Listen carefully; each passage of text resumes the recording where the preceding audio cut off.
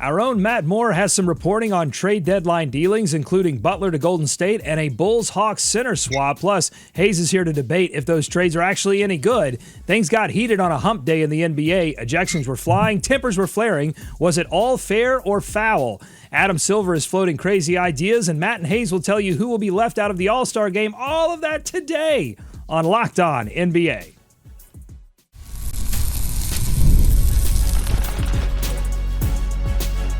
You are Locked On NBA, your daily NBA podcast. Part of the Locked On Podcast Network, your team every day.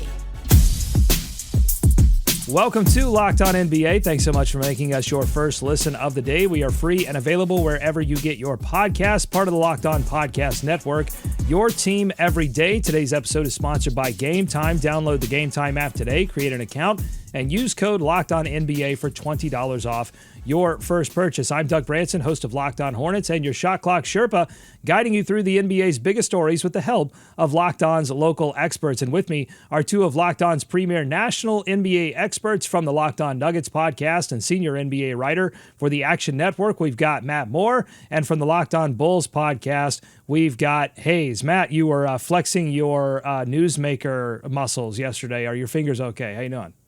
I'm all right. I'm hanging in there, trying to filter through all the nonsense that you hear, because you're like, ooh, I heard this thing. Hey, is this true? No, under no circumstances is that true. That is not accurate. No chance whatsoever. So it is a weird time of year for sure. Well, I'm just glad you're getting nonsense from other locations other than this show. Typically, you have to deal with enough nonsense when it comes to what me and Hayes are throwing at you every day. All right, so you reported on a few trade deadline items, including a potential 3-team deal that could send Jimmy Butler to Golden State, Andrew Wiggins to Toronto, and Bruce Brown to Miami. It's been a while since we've explored a Butler to Golden State deal. Some of that opened up by Miami seemingly dropping their price for Butler. How do you grade the on-court fit of Butler in Golden State, and would a trade like this fundamentally change your outlook on the Warriors season, Matt? I think it can work. It's a very different kind of construct. One of the things that I wrote about differently the other day was that they have a real problem where they don't have a lot of synergy between Kuminga and Curry. Now, Kuminga wouldn't go out in this deal. I think that's one of the reasons why Golden State might be a little bit more interested, is like, oh, we don't have to give up any of the young guys. Like, that's pretty good. And so if you've got Butler as kind of a connector, I think that helps, right? Because he's not going to space the floor around Curry, but instead he can act more as kind of like an intermediate weapon to kind of score, dish, etc., to find more opportunities and kind of open things up for Steph. Take some of the attention away, which allows him to play more Steph ball. I think he can play with Kuminga and Curry, and they're trying to find guys that can do both because they're kind of hard up for that kind of dynamic. I don't hate the fit. I don't know how much it changes things. I don't know where Jimmy's head's going to be at. I don't know, if Jimmy's still got the wheels, but in terms of if we look at the optimum outcome, like a best case scenario, yeah, I think it can work. I go back and forth. I mean, I think that NBA veterans, you kind of bet on those guys being able to work, especially if Jimmy's going to go to a situation like Golden State where they have a culture like he's not going to be able to get off some of that Jimmy craziness, but they do need what some of what he brings. The problem here isn't just what Jimmy Butler does bring on the court, because you can see it fitting especially if they're replacing him with Andrew Wiggins. My question is that, I mean, where does that really get you? I don't see that as changing a whole lot for the Golden State Warriors. I mean, and that's not a knock on Jimmy Butler. Like, I think that this is a Golden State Warriors team that, especially with the Sacramento Kings, if they trade De'Aaron Fox, is going to be able to sneak back in the play-in. You add Jimmy Butler to it, they maybe can get up to the 9th seed, maybe the 8th seed. But the question then is, can he turn it in the playoffs again? And I'm sorry, outside of all this, even before all this Jimmy Butler noise, I still have my doubts if Jimmy was still that guy that can turn it on in the playoffs. So I don't know if it changed my overall outlook very much on where the season will end for them. They'll definitely get in the playoffs. I think it'll still be a rough go for them in the play. I mean, they'll get to the playoffs, but I think it'll be a rough go for them in the playoffs. All right, you just heard some great insights on the on-court fit. For the off-court fit, we go to one of the preeminent experts on Butler's off-the-court shenanigans. That's Wes Goldberg of Locked On Heat. Let's take a listen to what he had to say. An explosive personality in a very kumbaya type of locker room. A locker room, like we just talked about, has the ability to get on the same page and stay on the same page. Jimmy Butler ain't that. He don't care about your page, man. Like, He has his own book and he sticks to it. And that would be my main hang up if I'm the Golden State Warriors. The Warriors GM is Mike Dunleavy Jr., who played with Jimmy Butler during their time in Chicago. I do wonder if Mike Dunleavy Jr. can look at this and maybe drive home the point that, hey, I know him. I know it works. For the Heat, I would be ready to send him to the Warriors right now because it sends him to the Western Conference. And I think that could be really important for Miami. If I'm the Heat, I don't want to see this guy. I don't want to see this guy multiple times a year. You see him once or twice if he's in the Western Conference. No harm, no foul. You're not going to run into him in the playoffs and have to worry about that potential embarrassment. You don't want that. That's interesting, that last part there by West. Do you think that Miami should be concerned about trading Jimmy Butler to an Eastern Conference contender, to have to see him maybe multiple years to come in the postseason, Hayes? I mean, I get that. I'm not really too worried about that if I were the Miami Heat. Like, I think the Heat, you got to trust in what you're building. That if you see Jimmy, you see Jimmy. You got to get the best deal for you. I don't think where the Heat are right now with trying to make sure they can get win now pieces, they can really necessarily worry about what conference it goes to. But the Golden State Warriors offer, especially if they're able to get Wiggins back, I think is probably one of the best ones they're going to get. But I don't know if I'm too worried about if he's going out west or he's staying out east personally. How much longer do you really have to deal with Jimmy? That's the question I have. Is like, dude's 30.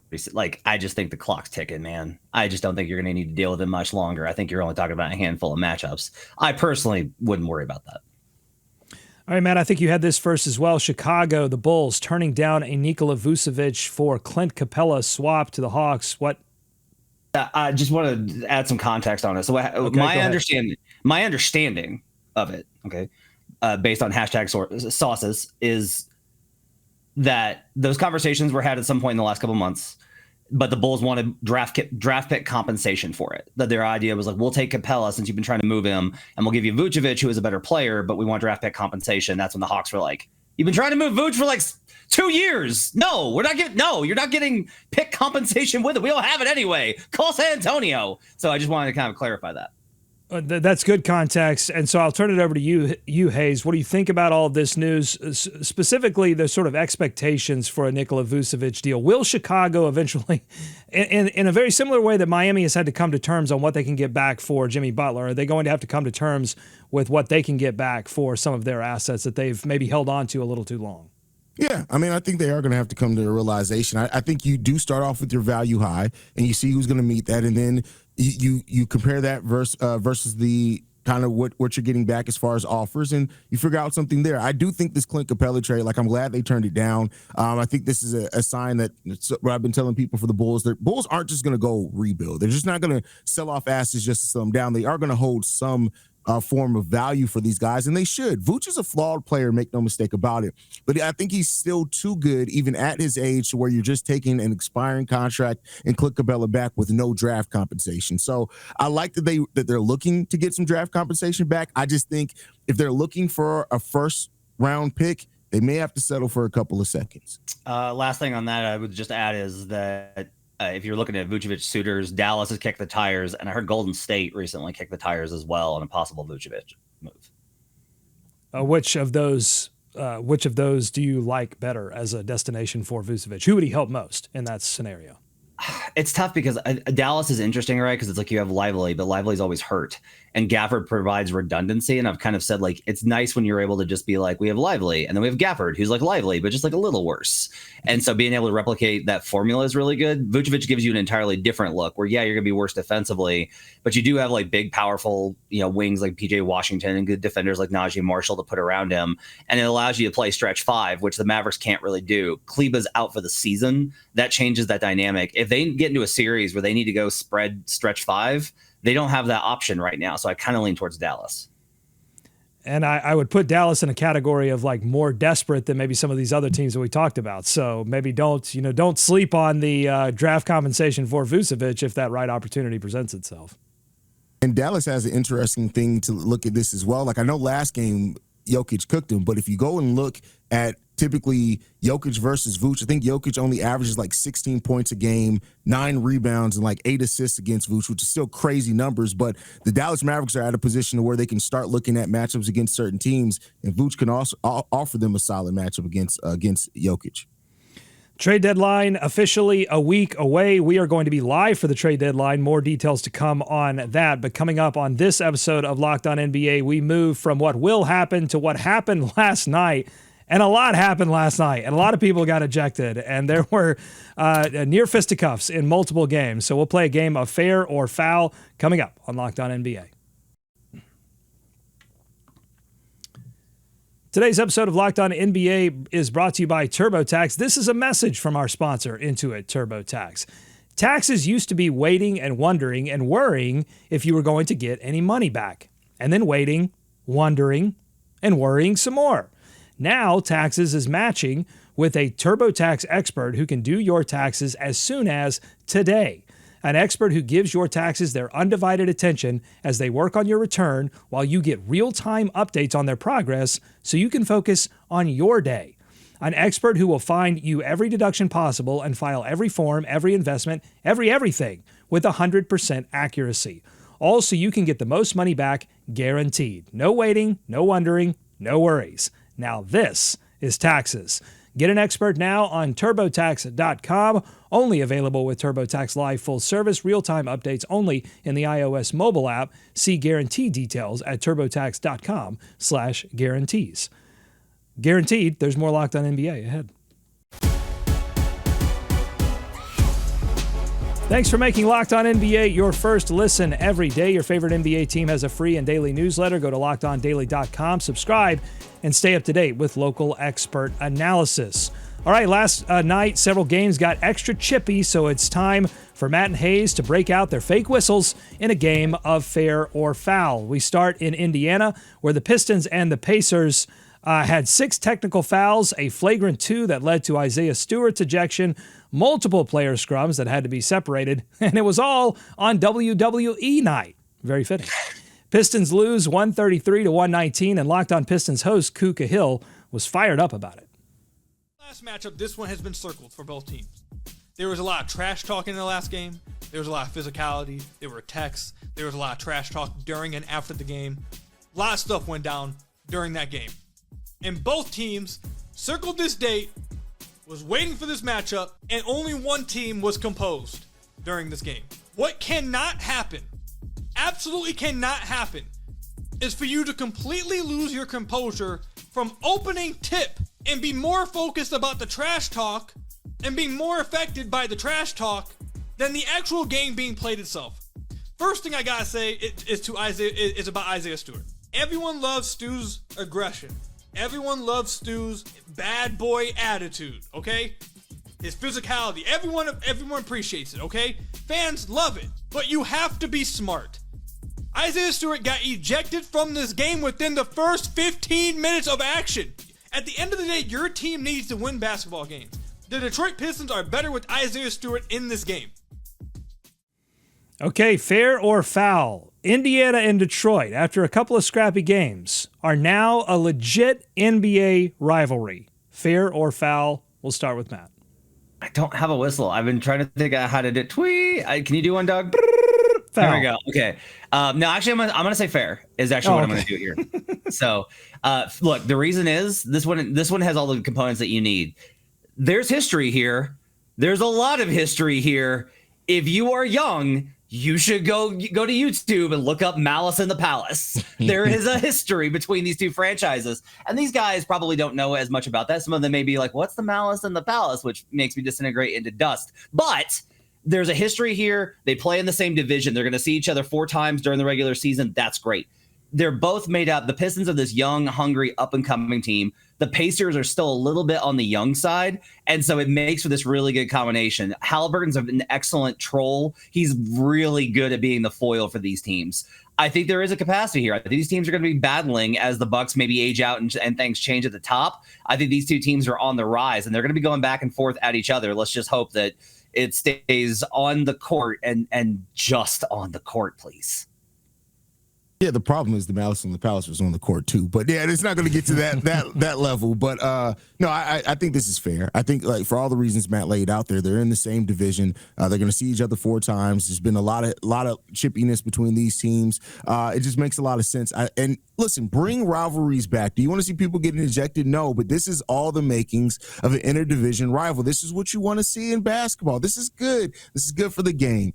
Let's keep this rivalry, like you said. Let's keep everybody on the court. Let's keep it from punches being thrown. But I like the chippiness. I hope that it continues between these two teams. All right, I'm going to blow the whistle. You can't have a rivalry in the NBA until you get to the playoffs. We got to get to the playoffs first. I mean, hopefully the basketball gods give us a series here, but I don't believe in regular season rivalries. I think you got to have a 7-game series between these two before we can talk about an NBA rivalry. Although I'm interested in Matt Moore's idea of sort of institutional rivalry, like it just sort of bleeds into the new guys. It's an interesting concept. I'll have to think about that. All right, moving on. Victor Wembanyama charged after Clippers center Ivica Zubac after Zubac shoved him to the ground. And after the game, Victor said, quote, "It's not even about Zubac. It's just frustration, no matter who it was." He was asked if he was getting a fair whistle, and he answered very simply, no. So fair or foul, Hayes, Wemby's complaint about his whistle in only his second year? Fair. It's Wemby. Wemby, he needs to start acting like a star already. So I say get it done. That's what I'm going to say. I'll say fair on this one. I think you got switched up here. Doug, blow the whistle. So that's foul because his complaint is not legit, right? That you're on my side here because I'm just like, I look. If Victor Wembanyama hit me, I would disintegrate into dust faster than the fact of these kids not being able to remember Malice in the Palace. I would just disintegrate. These athletes are incredible. However, in the context of your sport and who you're competing against, get in the weight room, young man. This continues to be one of my things with Wemby. He's so incredible, and he impacts the game in so many ways. But you put a shoulder into him from somebody that has got veteran strength, and he's got no chance. And that's why he feels like he's not getting the whistle. These guys know, like, he's got a target on his back, and he's put it there. He said he wants to be an all-time great. You want to be an all-time great?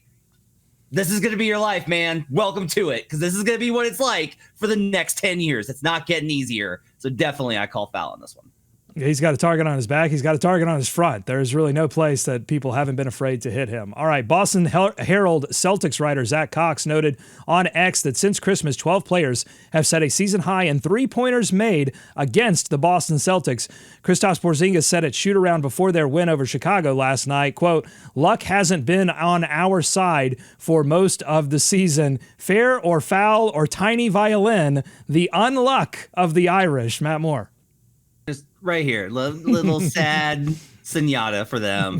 And like, just, I'm sorry that you don't get to play against Eastern Conference teams missing their best player all the time. I'm sorry that you don't get to have runs where you're shooting an ungodly percentage on volume. I understand that for you, you're like, well, they're just good shoot. This is what happens when you leave it up to shot variance. This is how that works. And when you are so dependent on shot variance and you don't have alternatives, you're going to go through these stretches. Maybe you'll get back to normal for you in the playoffs, but you open yourself up for this. You got to take your medicine now.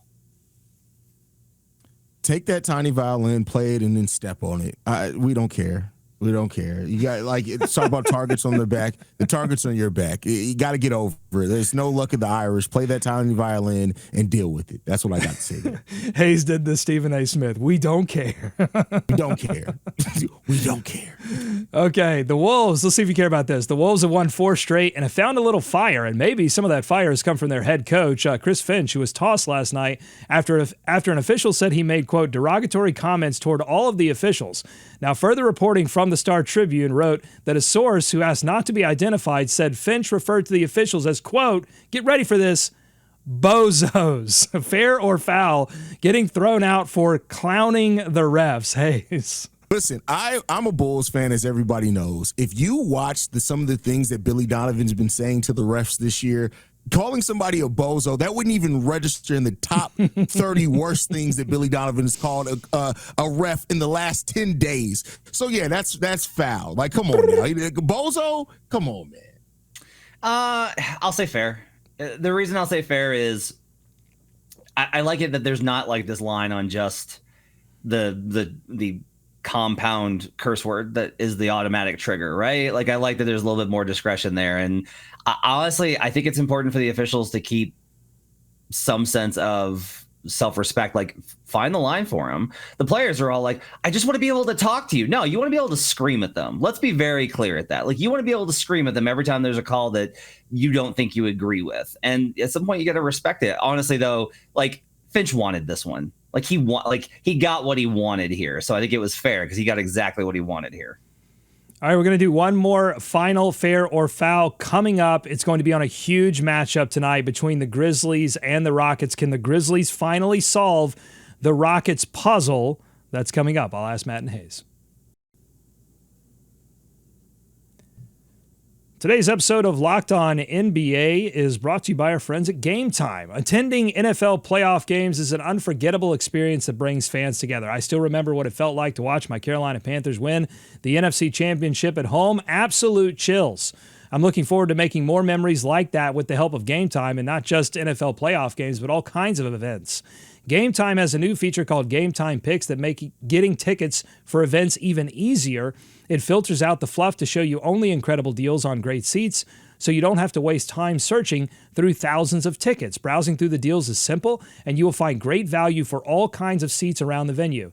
The Super Deal is especially impressive, offering the best value for any event. The app's features like seat views before you buy and all-in pricing with no surprise fees at checkout make the experience smooth and reliable. Plus, the on-time ticket delivery and lowest price guarantee give you peace of mind.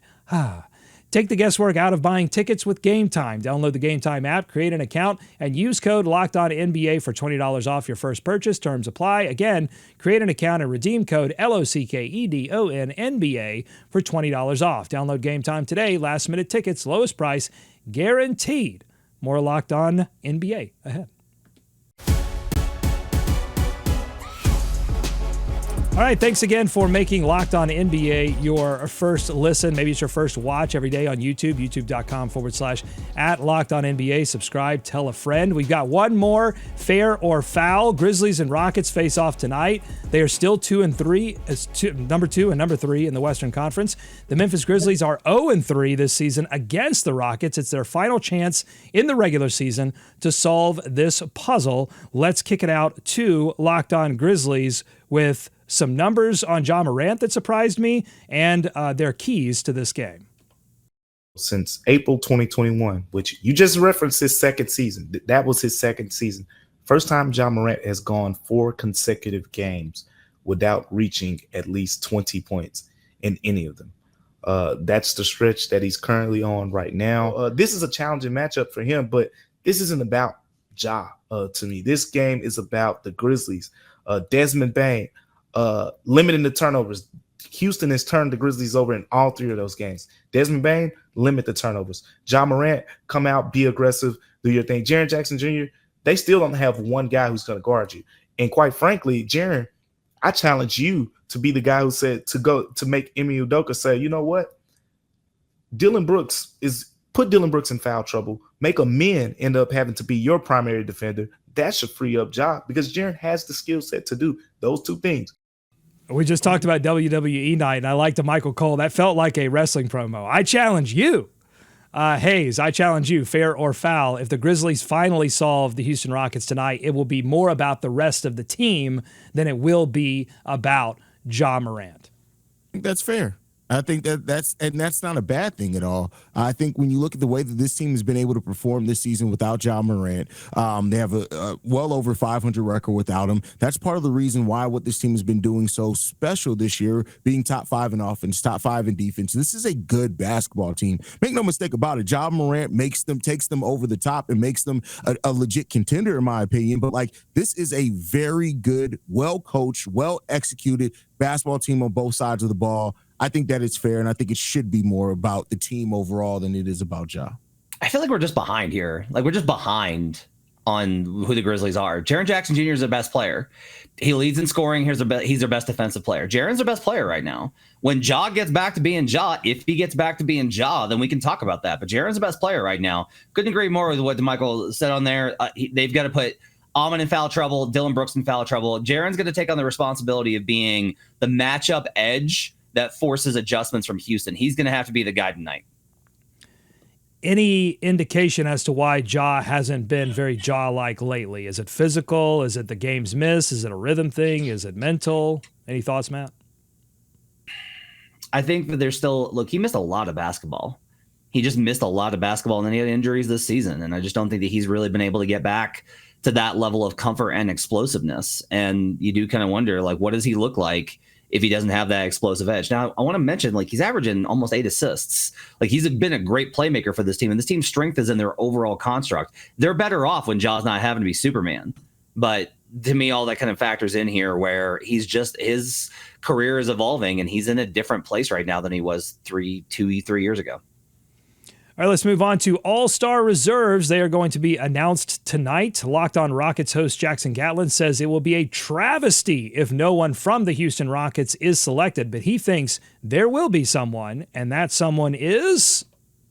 Alperen Şengün is so heavily responsible for so much of the Rockets' success offensively, whether it involves him directly or indirectly in all the little things that he does, whether he's got the ball in his hands and he's facing up or posting up, or whether he's setting screens for the perimeter players to get downhill, or whether he's operating out of the short roll and creating for his teammates. He has so much gravity, forcing double and triple teams on a nightly basis. He is the guy at the top of the opposing team's scouting report literally each and every night. And because of that, I feel fairly confident in saying that he's going to earn the All-Star reserve nod because of where the Rockets are, of how good they've been this season, and how integral Alperen Şengün has been to that Houston Rockets success. Okay, we'll talk about the Western Conference in a minute, but we'll start with you, Hayes. You can give me one player, you can give me multiple players, but who's on the outside looking in, or who will be on the outside looking in the Eastern Conference when they announce the reserves tonight? LaMelo Ball, a popular name to be on the outside looking in. I mean, and I think. Go ahead. Yeah, LaMelo definitely. LaMelo and I'll say Zach LaVine as well. Those are two players that I feel like are having. I know he's my guy, but they're having all-star caliber seasons at the guard position, and I don't think either one gets in. I think Tyler Hero's going to miss out, and that's a shame because that's a shame. Yeah, Tyler's been so good for them. I think here's an interesting question: is like LaMelo Ball or Tyler Hero? I think that's like a really good question here. And one thing that might help Tyler is like the coaches are doing this, right? The coaches are the ones that put this in. And by that, I mean their assistants or whoever, like whatever random person they give this vote to because they don't want to do it. So I do kind of wonder where this is going to end up, though. I feel confident LaMelo is going to wind up there. I'm not as confident that Tyler gets a spot at all, and that's a shame. All right, moving on to the Western Conference. Who's on the outside looking in the West, Matt? Oh God, this one's even harder because it's just like, look, there's not a lot of great like big men in the West. Like there's just not a lot of great forwards. The one guy I will mention more than anybody though is going to be Norman Powell. Norman Powell deserves an all-star spot. He's been so good. We thought this Clippers team was dead in the water, and Powell's been their best player. He's been better than Harden. Like he deserves to be on an all-star team. Norman Powell is definitely, I think, the guy that's going to get left off. And he desperately wants to be, and he's made that known. And I like that. I like when people say, like, I want to be an all-star. Hayes. I'd say I think that nobody. I know this is the thing. Yeah, I don't think that anybody from the Rockets does get in. So you don't think Şengün gets in? You think what? Jalen Williams, AD, Victor. Who's definitely AD. I don't think AD gets in either, and he probably should. No, yeah. AD gets in. Come on. He is on the Lakers, but I would not be surprised if AD doesn't get in. That's all I'm saying. Okay. Last thing here on the show before we get out of here, Adam Silver has done a lot of talking on the state of the NBA game lately, and I think it's fair, although you can disagree, it may be foul, to characterize a lot of that talk as both measured and on subjects like the three-point shooting volume that a lot of people have been talking about or writing about for a few years now. But something he said recently felt, in my opinion, out of the mainstream, and I wanted to get Matt and Hayes' thoughts on this. In an interview with Dan Patrick, he said, quote, "As we get more involved in global basketball, the NBA is the only league that plays 48 minutes, and I am a fan of 4 10-minute quarters. I'm not sure that many others are. I think that a 2-hour format for a game is more consistent with modern television habits. Matt, are these the changes you're looking for in the NBA? 10-minute quarters. I don't have, everyone has like very, very strong opinions on this, and I don't. Matching up the historical records is going to be tough, right? Like, that's a big reason, is like, this is what we've always known. What do you do with all the numbers? I'm like, look, guys, we are evolving towards possession stats anyway, because we know that pace is such a big part of the league. And so for someone like me, who's the stats nerd, like, it's not a hard thing for me to be like, I can just compare them per 36 minutes per possession, and it's fine. So I'm not worried about that. What I do think is interesting is I'm always trying to think about, like, what's the presentation night? How do you get excited for a game night? And I have kind of thought about, man, if you go to a 2-hour format, it's a lot easier to slot in a triple header on a night. You could slot in a lot more games there for you to be able to be like, hey, we're going to have a game at 6 Eastern, 8 Eastern, 10 Eastern. And you get a triple header on a night. That to me is like an attractive concept. So the ideas of it, I actually kind of like. It means that you're going to get to play star players more. It diminishes role players, which I never like, but also people want to watch the stars more. And you just do. You want to watch the stars more. And it's easier to be like, hey, I'm going to play my guys 34 out of 40 minutes and then just give them a 6-minute break, and that's it. Those things I think are actually positives. I don't know if I'm in favor of it, but I'm definitely not against it. I like it more than I initially thought that I would. When I first saw that quote, I was like, that doesn't seem right, but it does, and it makes sense for a lot of reasons. Like, they're clearly not going to cut back the number of games, which they should do. But if you cut back the number of minutes that are naturally going to be out there, that accumulates over time, and I think that could be a way to also. I don't know how much it does as far as saving injuries or anything like that, but when you talk about just preserving the quality of your product, shaving off that many minutes off each game could help, I think, tremendously when it all comes down to it. So I'm actually more in favor of it than what I thought I would be when I initially heard it, but it still just feels a little weird to me, though. It feels like a distraction to me, and maybe this is very far away from ever happening. And even Adam Silver in that quote that I read admits that he doesn't think that a lot of people may agree with him here, but to me, there are issues with, and you already mentioned it, the number of games that they played, but I think there are also issues with the time it takes for reviews, for games starting on time. Like, I feel like they could squeeze in triple headers if they wanted to, if they made some reforms to how quickly these games occur beyond the game clock. The MLB has done this with their pitch clock. Like, there's ways to manage this game in terms of the things that happen once the clock stops, or before the clock even begins, that they could do some more shortening of these game times. I don't know. Well, what if we just do this? The league always wants to make more money. Let's just go to 164 games of 20 minutes each. Let's just do that. We'll go that route. Let us know what you think on YouTube, youtube.com/@ Locked On NBA. We love to read your comments there. If you like what you heard today, subscribe to Locked On NBA wherever you get podcasts. That includes YouTube. Thanks for making us your first listen every day. Enjoy tonight's action. Be kind to each other. And we're going to see you right back here to wrap up the week with our favorite things, including cat daddies on Fridays. Locked On NBA.